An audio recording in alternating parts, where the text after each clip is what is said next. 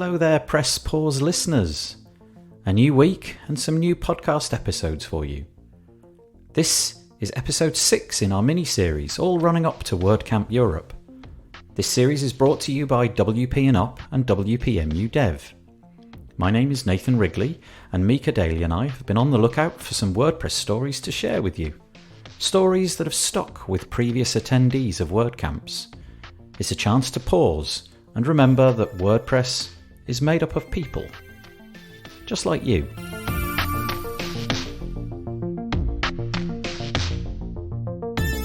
If you want to listen to episodes that we've already put out, you can. Just go to wpnup.org/podcasts, and there you'll find some uplifting and thought-provoking stories of what can happen at a WordCamp.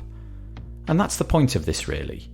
To allow you to smile along knowingly if you've been to a WordCamp before, and to encourage you to consider going to one if you've yet to attend. They're fun events to attend, places where you'll learn, make friends, or reconnect with old friends. They're for everyone, including you. Right, let's get on with the show. This edition of Press Pause is brought to you by Green Geeks. Green Geeks offers an awesome managed web hosting platform that's built for speed, security, and scalability whilst being environmentally friendly. Enjoy a better web hosting experience for your WordPress website with Green Geeks. So, we're going to hear today from my friend Dave. Dave Toomey, to be more specific. He's a WordPress consultant and ad management consultant. But, as you'd imagine, he's not really on here to talk about either of those things too much. He's here because he's got a WordCamp story for us all to hear. So, what is your story, Dave? My WordCamp story basically revolves around the fact that I sit in my little home office and I work for clients day in, day out, and I don't meet anybody. So I'm the total definition of a solopreneur. Now I have team members, but they're all over the place. So really when it comes to working with people, there's very little human to human interaction, pressing of the flesh, as it were, shaking hands and actually going to have a coffee or anything. That doesn't happen in my business. So the WordPress community, fabulously so, is amazing online. Facebook groups and forums and email lists where people tell me what's going on in the community. But I've never actually met somebody in person that does what I do. And I wanted to change that. So I went to my first WordCamp in London 2018. Working online is about the most rewarding thing that I can imagine.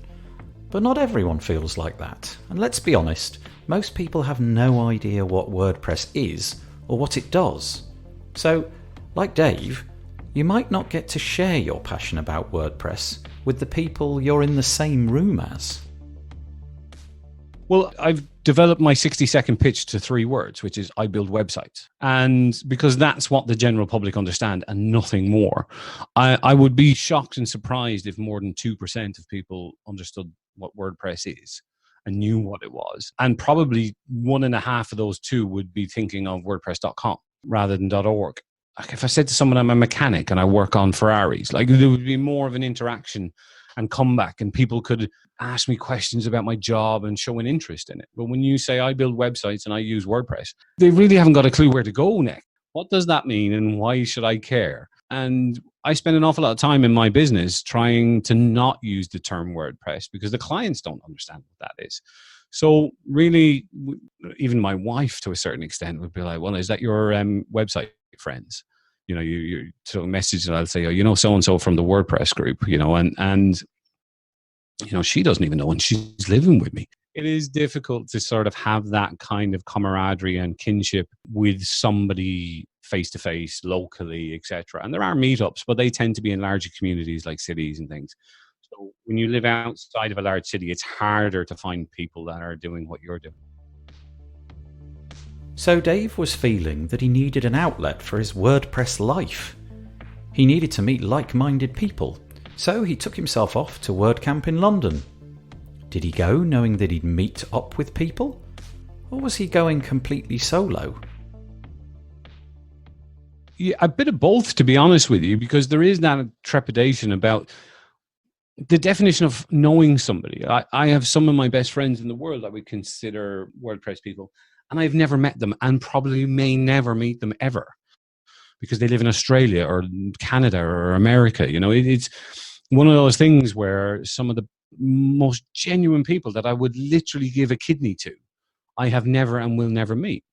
And London was one of those things. It was close enough that I knew a proportion of people that I found very interesting and likable were going to be there. And some of them I would know, but very much like this, I would know them through talking to them very rarely, or a comment on a Facebook group like, you know, WP and Up or WP Builds or the Beaver Builder group or whatever. And it's just, well, this person's interesting. I really want to meet them. And the only opportunity I would have to do that would probably be a WordCamp. And WordCamp in Ireland, Dublin and Belfast are so, you know, they don't happen that often. And I think it's a numbers game. And it's a shame. Last time WordPress Dublin or WordCamp London was happening, I got very ill on the Thursday and I missed the whole thing. So I thought, no, I'm definitely going. And London came up the following year. So I booked a flight and I just said, who's going? Like, is anybody going to London? I'm going to be there. You know, let's meet up and have a beer. But if you're not somebody who is social on Facebook or the like, I'm sure there are groups you're aware of that have WordPress communities. And what I would recommend you do is literally go in and put a post up about a month before a WordCamp and say, I'm considering attending. Is anybody else going? And would you like to meet up for a coffee? Just ask other people. And people will make recommendations as well. If somebody'd been to the same WordCamp the year before, they might say, oh, there's a cafe 2 minutes around the corner that does great vegan food. Or, you know, there's almost that kind of excitement about the upcoming WordCamp. And if you're not friendly with the people attending, you can build relationships in the few weeks before the WordCamp and just meet somebody for a coffee. And that's brilliant too. Good advice about teaming up with your online friends before you go to WordCamp. This is something that I do. I find out who is going to go to the WordCamp and then I connect online and just chat about what I'm going to see, where I'm staying, and sometimes arrange to hang out in the evenings. Yeah, when I got over my imposter syndrome and fear, which is only natural, to walk up to a group of strangers, and there is, no matter what you do for the first time, there is that anxiety. And a large proportion of us that sit in an office and talk to a microphone or type on a keyboard and don't do anything else from a human interaction point of view suffer from anxiety and social anxiety. And that idea of fronting up to a room full of people, it just scares the bejesus out of you.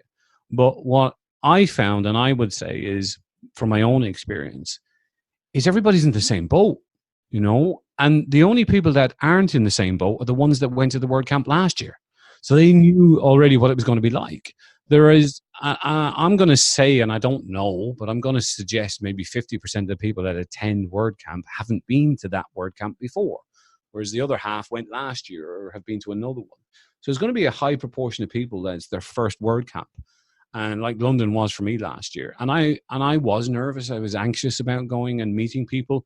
And I just bumped into someone in the corridor of the hotel I was staying in. It was like, oh, you're so-and-so and you're so-and-so. Great. Are you heading down? Yeah. And we just spent 10 minutes walking down to the pub to meet up with other people. And that anxiety went fairly quick. And it wasn't the alcohol. It was just people are in the same boat. So it's that the first step is the hardest. Just go. You know, you put a name badge on for the morning of the Saturday and people start looking at name badges and they'll recognize your name and introduce themselves, and you do the same. You'll spot somebody you recognize. You go, Nathan Wrigley, I've heard of you. How are you getting on? And it's that kind of way, but it's that first step is just difficult. It's one of those situations in life where you go, why the hell was I being so nervous about it? Once you reflect on it. WordCamps have so much going on.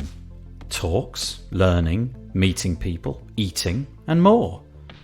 I wondered what Dave found to be the most valuable. Well, a couple of things I'd say about that is, one, 2 days there were probably, 20 presentations, and they're all not going to appeal to you.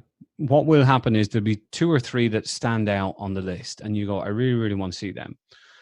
And you'll make the effort to go to them. But an awful lot of people find that they're there because of the community, the people around them.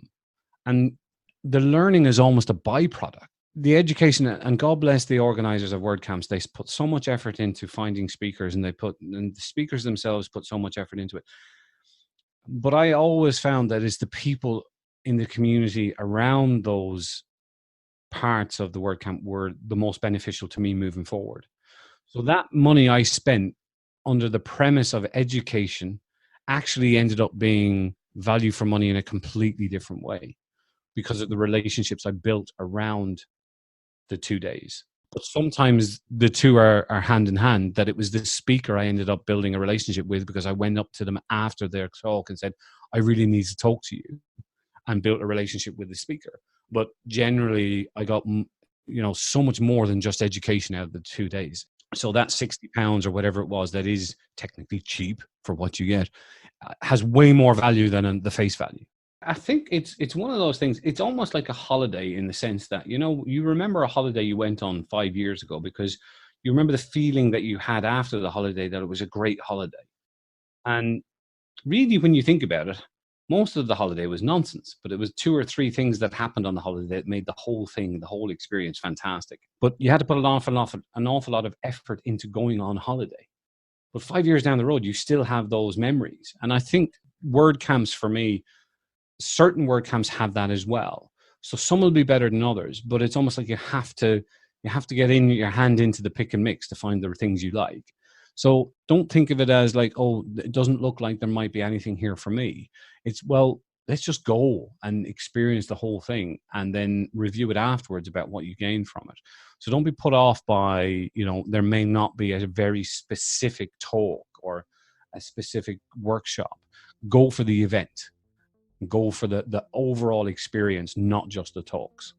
And don't be afraid. It's one of those situations in life where, yes, you'll be anxious, but it's unfounded anxiousness. It is totally unfounded. I promise you that. And that's coming from someone with massive experience of social anxiety in these situations. You'll get over it instantly. It's just one of those things that at the end of it, you go, why did I worry so much about this?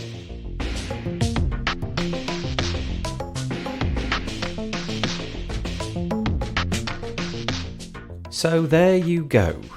WordCamps are great. There's lots to do, lots to see, friends to make, and reconnect with. You've just got to take the first step and buy your ticket.